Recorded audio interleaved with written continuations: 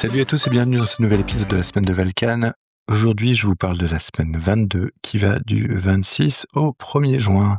Alors cette semaine, j'ai vu pas mal de choses. J'ai vu 3 minutes pour comprendre la mission d'un data catalogue. Donc c'est une petite vidéo très courte qui explique un petit peu à quoi sert un data catalogue et les grandes lignes de ce à quoi ça peut servir.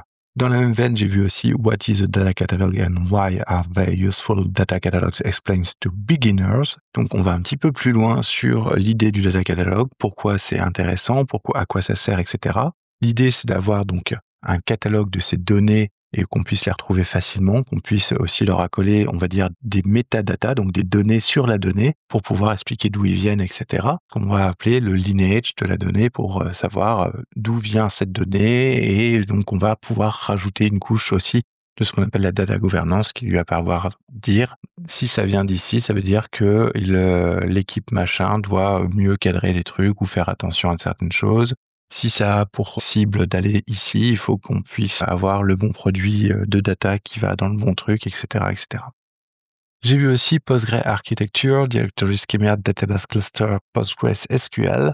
C'est une vidéo très intéressante qui explique un petit peu les différents, on va dire, les différents schémas, les différentes spécificités de Postgres, et donc il y a un système de gestion de base de données qui est assez courant, qui est open source et qu'on peut installer chez soi, et que personnellement j'aime beaucoup, puisque je le trouve assez robuste. Et donc voilà, c'est quelque chose que j'ai bien aimé en termes de, on va dire, d'explication en fait sur comment ça marche Postgre, c'est quoi le cluster sur Postgre, c'est quoi un schéma, c'est quoi une database, etc. Donc ça reprend un peu les bases et ça va comme tout.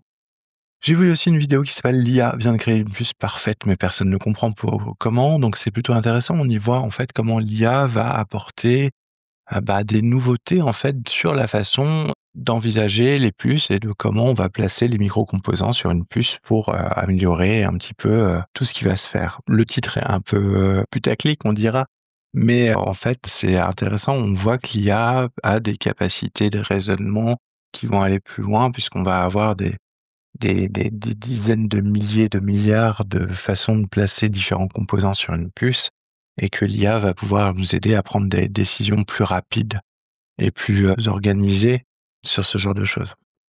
J'ai vu aussi Alien Romulus. Alors Alien Romulus, c'est un film que j'ai trouvé un peu en demi-teinte. Il y a une partie que j'aime beaucoup, toute la première partie du film, où on va retrouver l'ambiance très rétro-future du premier Alien. On va retrouver plein de bonnes idées, on va avoir un rythme qui est très soutenu, une équipe qui arrive directement à être mis dans la merde, on n'est pas dans l'attente, etc.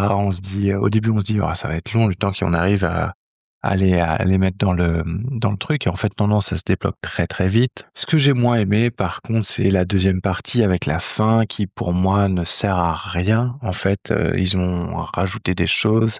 L'hybride de la fin n'a aucun intérêt. On a une femme enceinte qui se fait injecter un liquide étrange, donc l'espèce d'huile noire à la X-Files. Et en fait, ça n'apporte pas grand-chose. On a vraiment l'impression d'avoir une ressucée d'Alien 4 sur certains aspects. Ouais, c'était la deuxième partie du film, c'était plus compliqué pour moi. J'ai moins apprécié. J'ai lu un petit article, High Governance Sooner or Later. Le sujet principal, c'est que l'article aborde la nécessité pour les équipes de gouvernance de données, donc comme on disait, savoir qui est en charge de telle donnée, qui est en charge de sa qualité, qui est en charge de sa sécurité, etc. On va être obligé d'élargir le champ d'action pour inclure la gouvernance des intelligences artificielles, et notamment parce qu'on fait beaucoup de Shadow IT, Shadow AI maintenant. C'est l'utilisation, on va dire, non régulée et invisible en fait de l'IA par les employés. Comme de temps en temps, il y avait effectivement des logiciels qui étaient installés sur les postes et qu'on ne contrôlait pas au niveau de la DSI, donc c'était compliqué. Et on va de plus en plus devoir arriver à ça, notamment pour éviter que personne qui utilise l'IA se retrouve à balancer des informations confidentielles, des mots de passe et autres dans leur prompt ChatGPT et compagnie. J'ai lu aussi un petit article de jeu de rôle qui est super sympa, c'est Cheating Your Way to Campaign Map, et j'ai trouvé ça vraiment sympa. En fait, il nous explique un petit peu pourquoi il ne faut pas avoir peur des clichés pour faire une bonne carte d'univers fantasy, et comment on peut faire quelque chose d'assez structuré et d'assez solide assez rapidement. Donc, si vous avez envie de créer votre carte pour votre univers de JDR fantastique, n'hésitez pas à lire l'article, c'est vraiment, vraiment bien foutu. Et on va dire, ça décoince les trucs, quoi. C'est-à-dire que on se sent moins démuni face à l'ampleur de la tâche.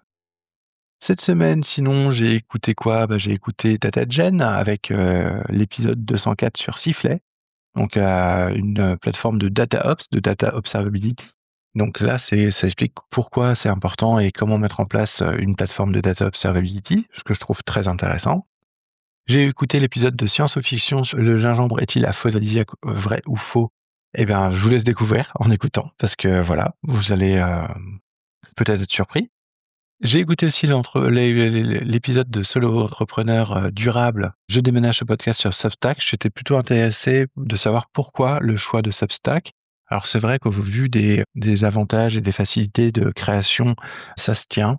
Après, moi j'ai un problème avec Substack, c'est qu'ils ont tendance à être beaucoup trop libertaires sur ce qu'ils laissent sur la plateforme et ne pas appliquer de modération, ce qui fait qu'on a eu plusieurs fois des problématiques qui ont émergé sur les réseaux de Substack et de newsletters très clairement nazis. Et sinon, j'ai écouté l'épisode de Tech Café, enfin des robots à aimer. Alors là, écoutez, je vais vous laisser découvrir la façon dont on peut aimer les robots maintenant. Mais en tout cas, toujours un épisode très intéressant et très sympa pour se tenir au fait de l'actualité technologique. Donc, je vous le conseille si vous aimez les actus tech.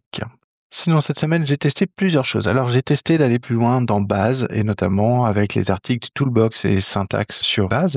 Alors, Base Toolbox, c'est un petit site qui vous permet de prendre vos queries data view et de les convertir en base. Ça marche pour les trucs simples.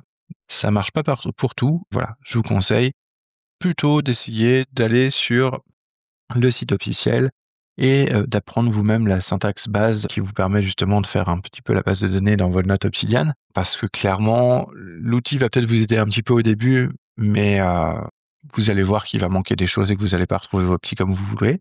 À ce niveau-là, je vous conseille de suivre d'ailleurs le compte Mastodon, donc Kepano, qui est en fait la personne derrière Obsidian et qui a fait pas mal de posts dernièrement sur Mastodon pour expliquer comment il utilise Base et la façon dont il utilise les filtres. Et effectivement, il y a des trucs un petit peu avancés qu'il utilise et qui n'étaient pas encore sortis. Et toujours de Kepano, j'ai commencé à utiliser de plus en plus Obsidian Web Clipper, donc qui permet en fait d'enregistrer les pages directement sous forme de notes dans Obsidian. Parce que je ne sais pas si vous savez, mais Pocket, donc le logiciel de Reddit Letter qui appartenait à Firefox, Mozilla, etc., l'annonce a été donnée en juillet, ils mettent la clé sous la porte et Pocket s'arrête.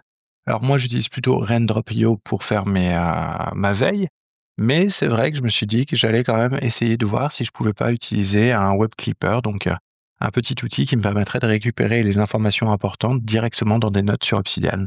Donc je suis en train de faire des tests et pour le moment, c'est plutôt sympa, on arrive à faire des trucs vraiment pas mal, sachant qu'on peut, d'une, appliquer directement différents templates directement au niveau de l'extension, qu'on peut lui dire d'aller mettre certaines choses dans certains dossiers, et donc ça va pouvoir déclencher des templateurs derrière avec des await, etc.